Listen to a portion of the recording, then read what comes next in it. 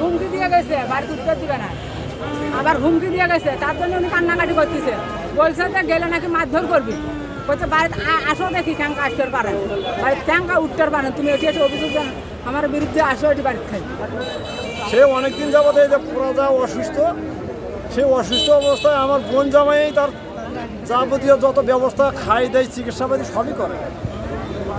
এবং আমাদের তাও এই যে অসুস্থ লোক ইনু তো সঙ্গে যাচ্ছে, আসে সে আমার স্যারের কাছে অভিযোগ করছে যে এটা দলিল করে দেওয়া যাবে না, দিলে আমার সমস্যা হয়ে যাবে, বাড়ি থাকা যাবে না। বাড়ি ভিটে যেটুকু যে 3 ছেলে আছে 3 ছেলেই পাবে, কাউকে এককভাবে লিখে দেওয়ার কোনো দরকার নাই। স্যারে বলছে যে না, আমি দলিল পার করে দেবো না।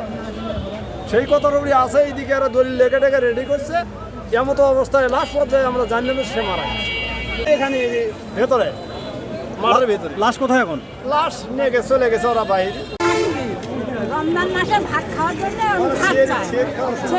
খাওয়ার টাইম আমি ওনার বড় ছেলের স্ত্রী, বুঝছেন?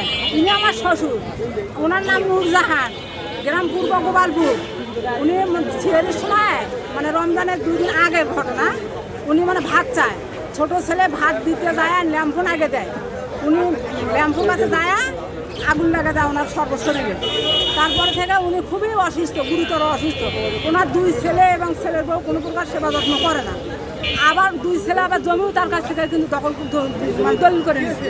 এমনকি আমি যে ঘরে থাকি সেটাও দলিল করে নিচ্ছে, চুরি করে।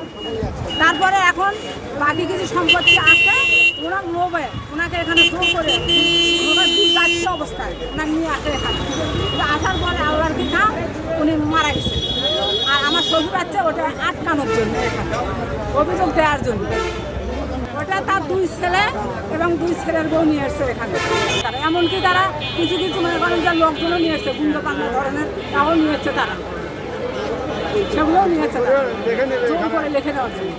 আমার দাদি, আমরা দাদা দাদিকে আমরা দেখাশোনা করি, বা আমরাই খাওয়া দাওয়া তাদের সব কিছু দায়িত্ব আমরাই করি, তবে তার সেবা যত্ন সব কিছু আমি করি। বা তার গায়ে পোকাও দিয়েছে, সেগুলো আমি সব কিছু যা করার লাগে আমি সব কিছু তার জন্য করি। আজকে হচ্ছে ওরা আমাদেরকে বাধা দিচ্ছে, ওরা হচ্ছে তাদের যে জমিটুকু আছে আগে ছিল, আমরা যে ঘরগুলো দিচ্ছিলাম সেই ঘরগুলো ওরা হচ্ছে দলিল করে নিচ্ছে আর কি আমার দাদির থেকে। নেওয়ার পরে যে বাকি জমিটা থাকে সেটা হচ্ছে নেওয়ার জন্য আসছিল, তারপরে মারা গেছে। অসুস্থ একেবারে অসুস্থ।